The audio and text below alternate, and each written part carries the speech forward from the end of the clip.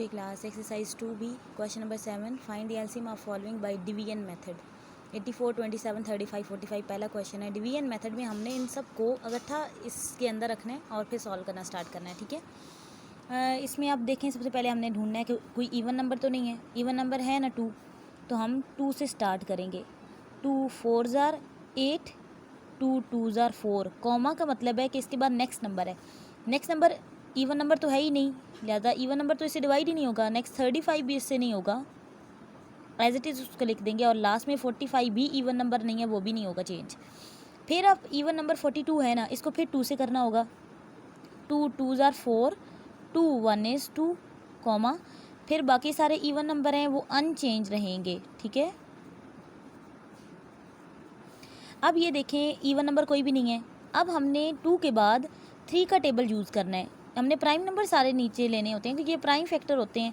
2 के बाद 3 prime factor होता है, तो अब 3 की बारी आ गई।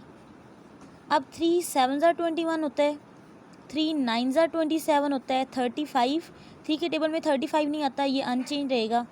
45 आता है। इस तरह के 3 1 इज़ 3 किया ना, टोटल 4 थे, एक रह गया। 3 5 ज़ार 15। अब फिर चेक करना है कि इनमें से कोई 3 के टेबल पे जाता है या नहीं। अगेन 9 और 15 जा रहे हैं ना, फिर करना होगा। अब 3 के टेबल में 7 तो नहीं आता, तो ये नहीं चेंज होगा, इसी तरह रह जाएगा। 3 3 ज़ार 9, कॉमा 35 भी अनचेंज रहा। 3 5 ज़ार 15। अब फिर यहाँ पे 3 नज़र आ रहा है और 3 1 इज़ 3 होता है, तो हम फिर 3 ही यूज़ करेंगे। 7 अनचेंज रहा, 3 1 इज़ 3, 35 अनचेंज। अब 5 भी अनचेंज रहा क्योंकि 3 के टेबल में सिर्फ ये 3 ही आ रहा था। अब यहाँ पे देखें, 3 के बाद प्राइम नंबर होता है 5। 5 के टेबल में ये 3 5 7 35 होता है और 5 1 इज़ 5 होता है, तो मैं 5 यूज़ करूँगी, ठीक है। तरतीब में सारे टेबल यूज़ करने होते हैं। 1 इसी तरह रहा, 3 7 35, 5 1 इज़ 5। अब देखें, यहाँ भी 1 हो चुका है, यहाँ भी 1 हो चुका है। अब सिर्फ 7 को चेंज करना रह गया ना, तो 7 1 इज़ 7, 1 ये भी आ गया, 7 1 इज़ 7 और ये वाला भी 1 आ गया, ठीक है। अच्छा, अब इन एलसीएम में ये सारे प्राइम फैक्टर मैंने मल्टीप्लाई करके लिखे हैं। 2 2 ज़ार होता है 4, 4 3 ज़ार 12, 12 3 ज़ार 36। अब यहाँ तक 36 है और 36 3 ज़ार 36 3 ज़ार मल्टीप्लाई रफ में कर लेते हैं। 6 3 ज़ार 18, 1 कैरी, 3 3 ज़ार 9 प्लस 1 10, 108 आ गया। यानी यहाँ तक मेरा 108 आया हुआ है और ये दोनों क्या मिला के होते हैं 7 5 ज़ार 35। यानी अब 108 और 35 को मैंने मल्टीप्लाई करना है।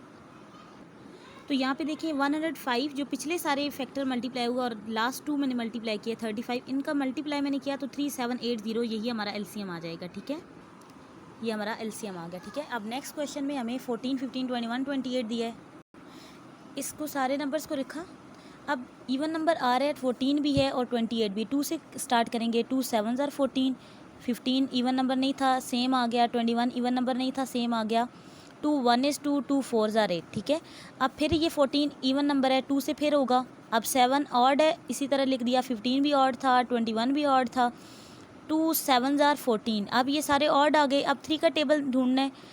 अब 7 तो 3 के टेबल में नहीं आता। 3 5 ज़ार 15, 3 7 ज़ार 21 और 7। अब 5 का टेबल आ रहा है, नज़र आ रहा है हमें। 7 इसी तरह आ गया, 5 1 इज़ 5, 7 इसी तरह आ गया, 7 इसी तरह आ गया। अब लास्ट में 7 का यूज़ कर लेंगे। 7 1 इज़ 7, 7 1 इज़ 7। हमने 14 15 21 28 लिखा। 2 7 ज़ार 14, 2 14 ज़ार 28, 15 और 21 ऑड थे, सेम लिखे। फिर 2 7 ज़ार 14, ये पिछले 17 15 21 ऑड थे, सेम लिखे। अब 3 के टेबल में 15 जा रहा था और 21 जा रहा था। 3 7 इसी तरह, 3 5 ज़ार 15, 3 7 ज़ार 21 और 7 ये भी सेम रहा। अब 5 नज़र आ रहा था हमें। 5 1 इज़ 5 होता है, जबकि 7 7 7 सेम रहेंगे। 7 1 इज़ 7, 7 1 इज़ 7, 7 1 इज़ 7 और ये 1 सेम रहा। अब सारे इसके फैक्टर लिख लिए। अब इनके मल्टीप्लिकेशन कैसे करनी है। 2 2 ज़ार 4, 4 3 ज़ार 12, 12 5 ज़ार 60, 67 ज़ार 420। मल्टीप्लाई करके चेक कर लिया तो एलसीएम आ गया 420।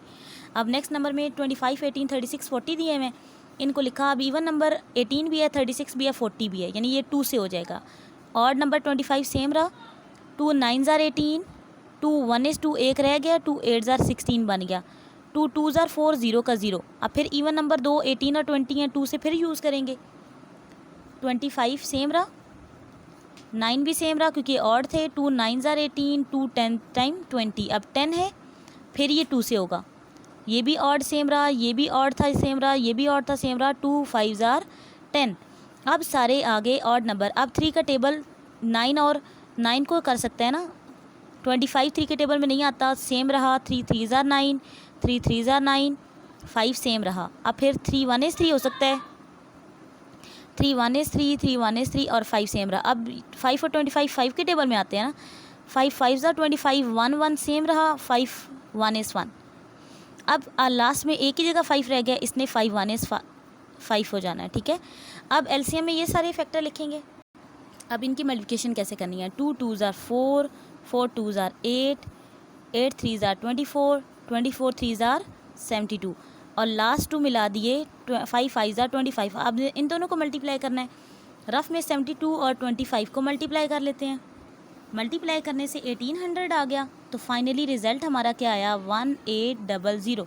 ठीक है, जब बड़ी वैल्यूज़ होते हैं ना तो हम कुछ स्टार्ट से मल्टीप्लाई कर लेते हैं, कुछ स्टार्ट वाले इधर से और कुछ एंड वाले, फिर उनके रिजल्ट को फिर मल्टीप्लाई कर देते हैं सिंपल करने के लिए। ठीक है, ये आपका होमवर्क क्वेश्चन है। वर्ड प्रॉब्लम की तरफ आते हैं। There are some pieces of wood 18 metre, 30 metre, 12 metre long. The carpenter wants to cut them into equal sizes. What size should he cut them to avoid wastage of would.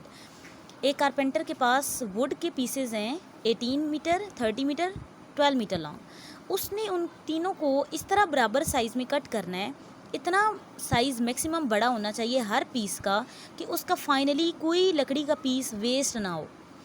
तो इस तरह problem में जब हमें कोई maximum चीज़ find करनी हो कि हमें वेस्टेज कम मिले, यानी हमारे पास जो हाईएस्ट फैक्टर है वो बड़ा आ रहा हो, कि अगर वेस्टेज को हमने अवॉइड करना है तो हमें बड़े से बड़ा पीस इतना कट करना होगा कि वेस्टेज ना हो सके। हमें इतना बड़े से बड़ा पीस कट करना है कि हमारा वेस्टेज ऑफ वुड ना हो सके। बड़े से बड़े की बात हो रही है ना, तो बड़े से बड़े के लिए हम एचसीएफ यूज़ करते हैं या LCM. Obviously highest common factor है ना, बड़े से बड़ा पीस कट करना है हमने, तो हमें एचसीएफ चाहिए। एचसीएफ बाय डिवीजन मेथड इसका करेंगे। हमें 30, 12 और 18 दिया है, पहले 30 और 12 को करेंगे डिवाइड। 30 अंदर रख के 12 से डिवाइड करेंगे। 12 2 ज़ार 24, 2 बनाया, इसको कट करके 10 बनाया, 6 रिमाइंडर आ गया। अब 12 ने अंदर आ जाना है, 6 2 ज़ार 12।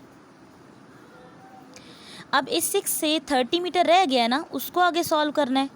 30 मीटर रखा, 6 से डिवाइड किया, 6 5 ज़ार 30। तो अब फाइनली हमारी हाईएस्ट वो बड़े से बड़ा पीस कितने मीटर का होगा, ये वाला हमारा फाइनल रिजल्ट आया है ना, तो वो आ जाएगा 6 मीटर, ये आंसर आ जाएगा। ठीक है, नेक्स्ट क्वेश्चन में Sara does the washing every 9 days, Areeba does her washing every 12 days and Neha does her washing every 6 days. If they all do the washing today, after how many days will they do the washing all together again? कि 3 सारा, अरीबा और नेहा के बारे में बताया कि एक 9 दिन के बाद कपड़े धोती है, एक 12 days के बाद और एक 6 days के बाद। अगर उन्होंने आज इकट्ठे तीनों ने कपड़े धोए हैं तो आफ्टर कितने how many days they will wash clothes again, कि वो टुगेदर वो किस तरह अगेन वॉश करेंगे। तो जब इस तरह के हमारे केस आते हैं कि हमें बताया जाए कि आज कॉमनली उन्होंने कोई काम किया है, कॉमन वर्क किया है ना, ठीक है, तो अब आफ्टर हाउ मेनी डेज़ वो नेक्स्ट कॉमन वर्क करेंगे। तो इसमें हमें लीस्ट कॉमन मल्टीपल चाहिए होता है, एलसीएम चाहिए होता है। ठीक है, तो हम एलसीएम बाय डिवीजन मेथड इनका कर लेंगे। डिवीजन मेथड में हमें पता है हमने इनको इकट्ठा रखना होता है। 6 भी रखा, 9 भी रखा और 12, जो तीनों के डेज थे 9 12 और 6। अच्छा, थोड़ी तरतीब में लिख लेते हैं, तरतीब से लिख रहे हैं क्योंकि 9 हमें पहले दिया था, फिर बाद में 12 और लास्ट में 6 दिया गया। अब ये देखें, इनमें इवन नंबर 12 और 6 नज़र आ रहे हैं। 2 6 ज़ार 12, 2 3 ज़ार 6, फिर 6 इवन है, 2 3 ज़ार 6। अब ये 3 के टेबल में जा रहे हैं। 3 3 ज़ार 9, 3 1 is 3, 3 1 is 3 और लास्ट में 3 1 is 3 और 1 और 1। तो इसका क्या आ जाएगा, 2 multiply LCM, 2 multiply 2 multiply 3 multiply 3, 2 2 ज़ार 4, 4 3 ज़ार 12, 12 3 ज़ार 36, ठीक है। तो 36 हमें डेज चाहिए थे ना, 36 डेज कह देना है। लास्ट क्वेश्चन में Ayesha has 3 pieces of cloth, one is 70 metre wide and the other 2 are 84 and 98 centimetre wide. अब इसमें भी हमें नेक्स्ट जो बोला गया है कि आयशा ने भी ऐसे पीस कट करने हैं कि वो बड़े से बड़ा साइज़, उनका पॉसिबल साइज़ उसने कट करना है। तो इसमें हमें HCF ये बिल्कुल वो लकड़ी के पीसेस वाला केस है इधर भी। तो पहले हमें 84, 70 और 98 दिए है ना, हमने 84 और 70 को पहले डिवाइड करना स्टार्ट करना है। 70 से 71 है 70, 14 रह गया और 70 अंदर रखा, 14 5 70 होता है। अब इस 14 से नेक्स्ट, अब लास्ट में हमें 98 गिवन था और उसको इससे डिवाइड करना था हमने, तो 14 7 98। तो हमारा मैक्सिमम उसका पीस कितना आ जाएगा, HCF क्या आ जाएगा 14 सेंटीमीटर, ठीक है।